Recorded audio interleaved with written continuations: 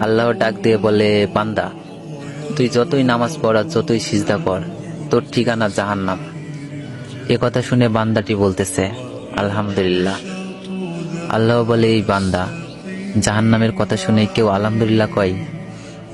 বান্দা বলে, আল্লাহ, জাহান্নামের মালিকও তুমি, জান্নাতের মালিকও তুমি। তুমি আল্লাহ যদি খুশি হয়ে আমাকে জাহান্নামও দাও, আমার আপত্তি করার কোনো অধিকার নেই।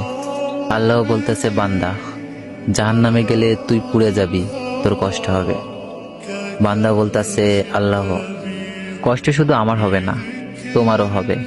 আল্লাহ বলে, বান্দা, তুই পুড়বি জাহান্নামে, আমার কষ্ট কেন হবে?